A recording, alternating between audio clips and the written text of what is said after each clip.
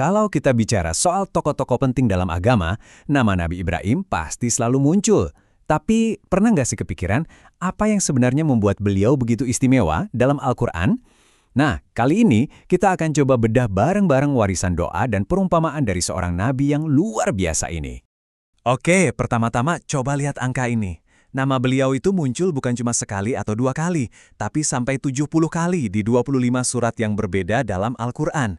Angka ini aja udah jadi sinyal kuat kan betapa sentralnya posisi beliau dalam narasi kitab suci.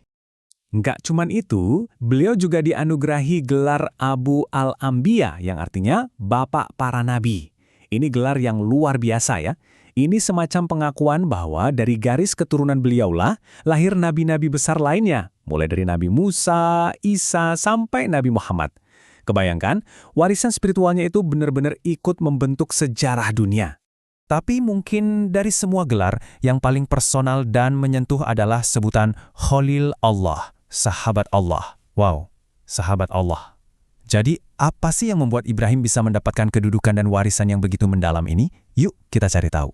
Semua ini berawal dari misi utamanya, sebuah konsep yang kita kenal sebagai Tauhid.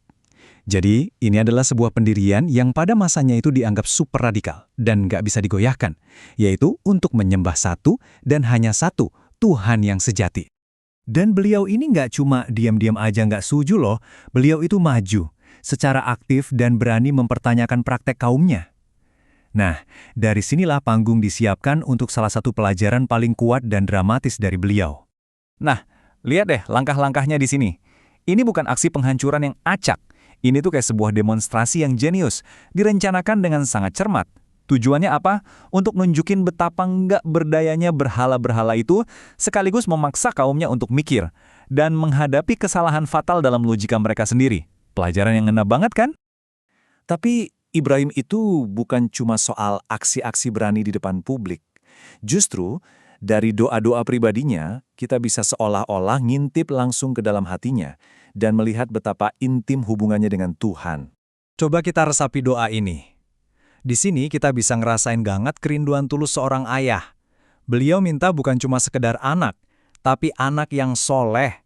Ini nunjukin kepeduliannya yang mendalam, bukan cuma buat keluarga, tapi buat keberlangsungan keyakinan yang dipegangnya. Di sini kita bisa lihat visinya yang jauh ke depan. Doanya itu melampaui generasinya sendiri. Fokusnya adalah menjaga pesan inti dari misi hidupnya. Jadi ini bukan lagi cuma soal keluarga, tapi soal sebuah warisan spiritual yang abadi untuk anak cucunya. Dan doa yang satu ini benar-benar menunjukkan kerendahan hatinya yang luar biasa. Kepeduliannya itu nggak berhenti buat dirinya sendiri, tapi juga meluas ke orang tuanya dan bahkan ke seluruh komunitas orang beriman, kapanpun dan dimanapun mereka berada. Jadi, kehidupan Ibrahim itu bukan cuma teladan soal iman ya, tapi juga bisa jadi semacam cetak biru atau blueprint untuk metode pendidikan yang ternyata masih relevan banget sampai hari ini. Kalau kita bedah lebih dalam, kehidupan Ibrahim itu ibarat sebuah kerangka pendidikan yang utuh. Analisis akademis terhadap kisahnya di Al-Quran mengungkap gaya mengajar yang sangat canggih. Beliau pakai dialog atau hiwar, ngasih teladan atau uswah, melakukan demonstrasi langsung, dan bahkan menjadikan doa sebagai alat buat mengajar. Sebuah pendekatan yang holistik dan masih sangat relevan di dunia pendidikan modern. Dan semua warisan beliau ini dirangkum dengan begitu indah dalam sebuah metafora yang sangat kuat yang ada di dalam surat Al-Quran yang menyandang nama beliau sendiri, Surah Ibrahim. Jadi, Al-Quran itu membandingkan kalimat yang baik, yang merupakan inti dari iman sejati, dengan pohon yang baik. Sebaliknya, kalimat yang buruk atau kebatilan itu diibaratkan seperti pohon yang buruk. Oke, mari kita bedah si pohon yang baik ini.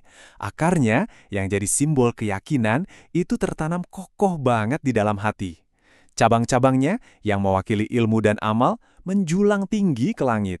Dan yang paling penting, pohon ini nggak pernah berhenti menghasilkan buah kebaikan di setiap musimnya. Gambaran iman yang hidup dan produktif. Nah, kebalikannya, pohon kebatilan ini adalah gambaran sebuah kerapuhan.